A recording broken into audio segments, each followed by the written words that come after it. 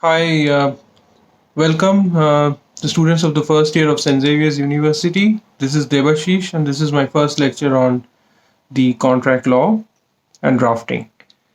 I've been invited by Mr. Poddar to give you initial lecture on the contract law and drafting aspects.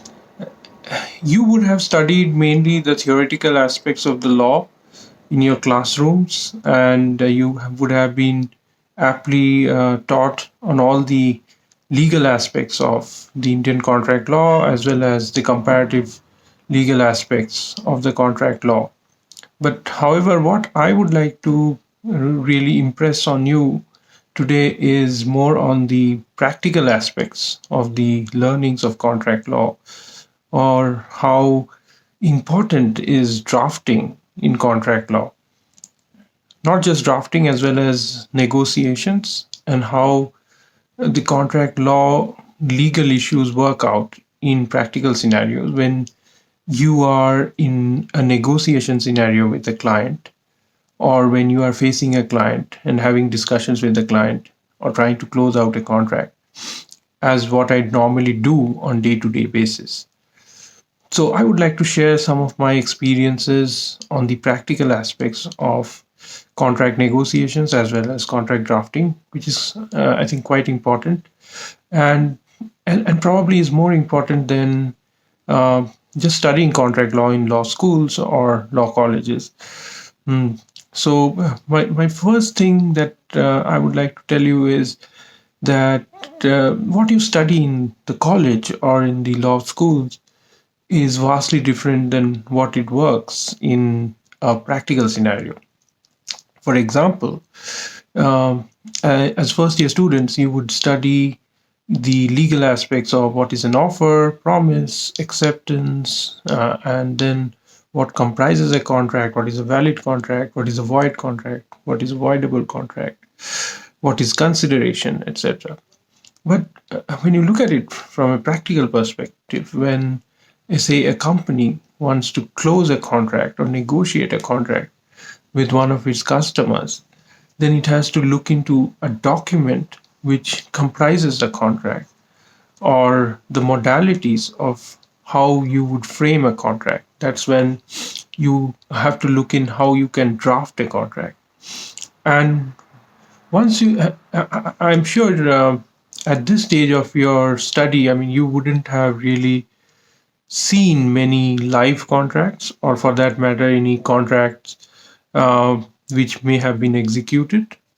And keeping this in mind, that there's a lot of variety in contract law and in practical contract, because you would see that a contract which is applicable in one territory may not be similar in another territory.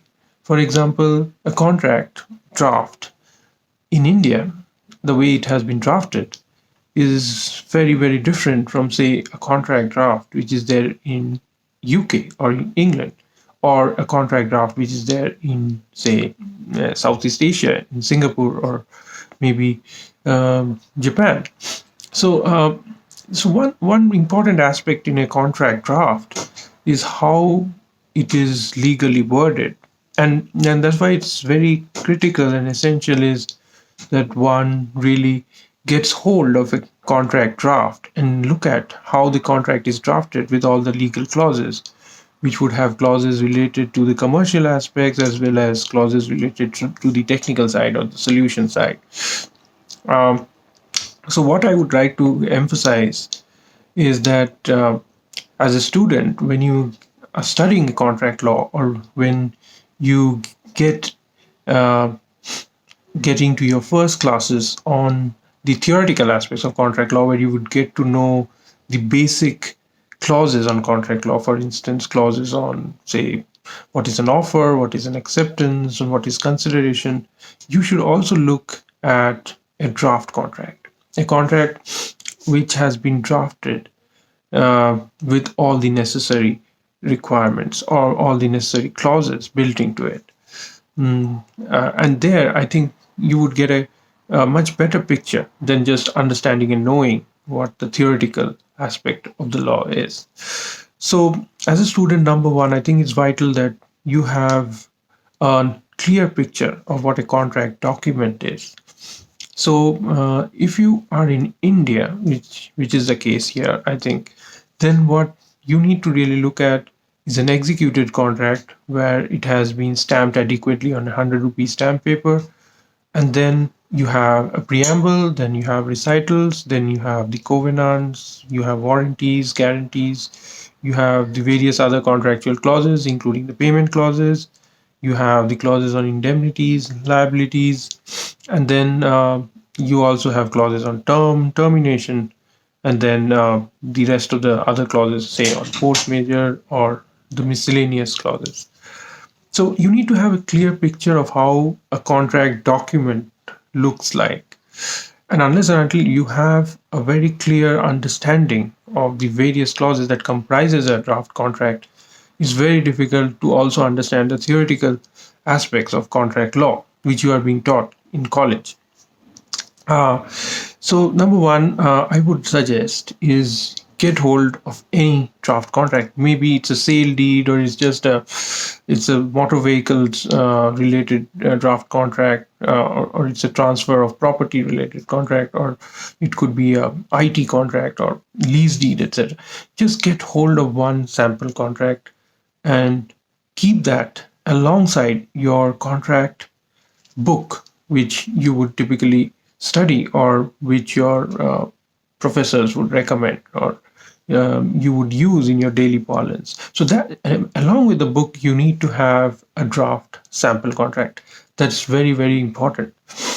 And then I think you need to relate the theory with the practical.